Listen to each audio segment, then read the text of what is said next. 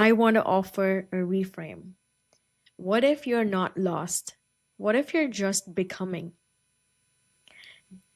This is not about hustle. It's not a 5 step plan. It's just a gentle conversation with you and about trusting your peace and the pace at which you feel your life is going. I want you to trust when you feel like nothing is moving. I want you to trust your gut. I know the pressure. I've been there, done that. Let's talk about it for a minute. Let's talk about the pressure in today's world of not having a clear direction. We are often told from a small age, you need to find your passion. You need to have a plan. You need to know what your niche is. You need to monetize it. All the time, there's this constant influx of people telling you what to do. And often when you look up to some people, you feel like they've done it and they know it and they've been doing this for a very long time. And how is it that you are not there yet? Here's the truth. I want you to know that nobody has got it figured out. Most of us are figuring it out as we're doing it. At 25, 30, 35, it's normal to not have all the answers. What's not normal is pretending that you do. It's not normal that you pretend you know that you figured it out or that you have an idea of all of this just to fit in. I don't want you to do that. I used to beat myself up for not picking a lane. I always had 100 different ideas in my head, and I realized, okay, she's doing this, so I might have to choose that. Oh, he's picking up this stream, so maybe I need to go check that out. Maybe that's the right thing to do.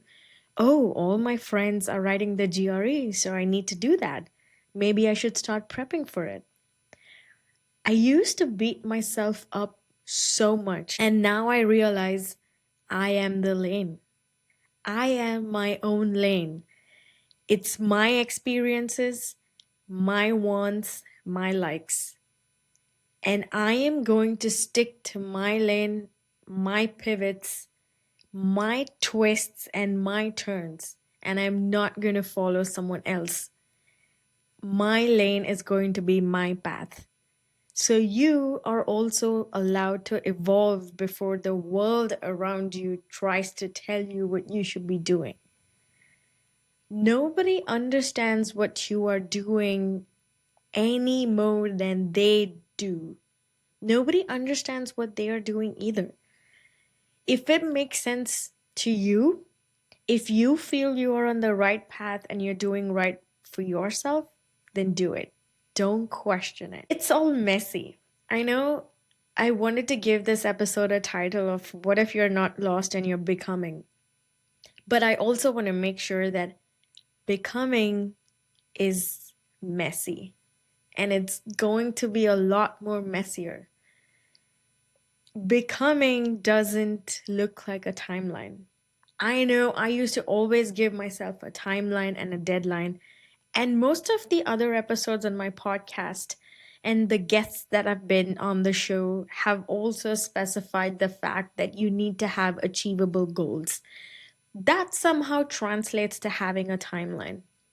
But I want you to think, and maybe I want you to think of it in a way that makes you feel becoming can look like saying yes, but then realizing it's not for you, so saying no.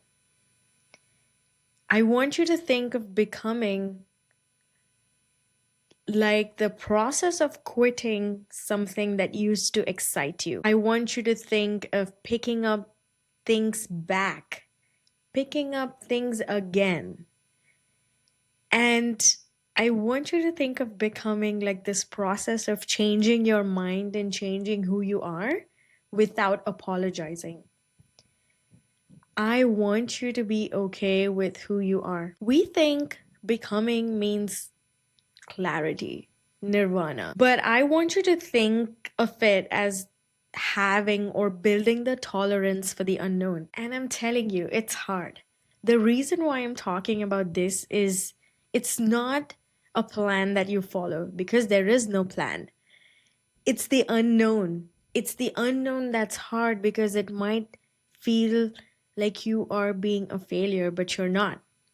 It's going to be a quiet road down or up, whatever it is for you, based on your journey. There are not going to be any metrics.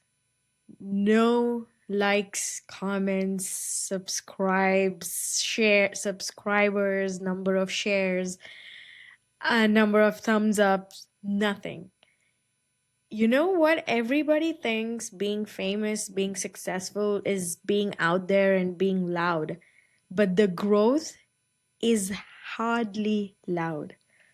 It's all those hours that you put in when you're alone. You could have gone to the party, but you chose to sit down and finish that page of book. You could have attended that event, but you chose to protect your peace and just relaxed at your home instead with your pet or your child. It's quiet. Nobody can understand your growth and your journey. And most of the growth, even if you are on the path to becoming someone awesome, someone financially stable, someone who can drive well, someone who can write well, someone who can speak well, remember that most of this happens when nobody's watching. So if you feel like you're in the in between or like the waiting room of life, this is your reminder. You are not behind. You are just becoming. I want you to ask yourself some grounding questions. What feels true to you right now? I know the reason you're listening to this episode podcast is because you might be in a season of transition or a season of doubt. And trust me, these are the three questions that I keep asking myself again and again. What feels true right now? Even if it's not clear. Forget what's the plan, what's the future, what's in it for me. Ask yourself, does this require a lot of your energy? Do you feel like you're pushing yourself just so that you can meet this certain standard? Or is it coming naturally to you? Are you naturally drawn to it, even if it's small? Even if it's plucking out the weed from your yard? Even if it's planting a new shrub? Even if it's hugging your pet? Even if it's telling your partner that you love them? I want you to ask what feels true right now. Next, what are you proud of that nobody claps for? I want to specify the fact that not every win is visible. You could be feeling awful today. You could be feeling you want to give up, but you still woke up that day, made coffee, attended the 10,000 meetings that were on your calendar, put a smile on your face even though you didn't want to, and you came back home. Maybe that's a win that nobody saw, but it's a win in your book. Maybe it was you setting a boundary. Maybe it was you resting without actually feeling guilty for not doing anything. Or maybe it's about posting something that you could relate to or felt honest. Those are the wins that matter because that's when you're closer to yourself, your beliefs, and everything that you stand up for. What version of me am I releasing? When I go to meet some of my friends, and if there are disagreements in certain conversations, it can feel draining when the other person doesn't understand your point of view. That's one of the times when I feel maybe they're right, or maybe they know something I don't, or maybe they've already experienced it and know what's going on, and maybe I'm not there yet. Instead, what I do is I allow myself and I give space for their ideas, for their opinions, and I tell myself, okay, I'm not there yet. I might not be there yet. I'm becoming. Becoming often means grieving your old self. It's a lot of grief, and not the grief of losing a loved one. It's the grief of losing a version of yourself behind. It's the version of you that stayed small or safe or quiet. Like, it's okay to miss that version of yourself and to let it go. If it's not serving you that purpose, if that version of yourself is not making you feel good, then it's okay to let that version of yourself go.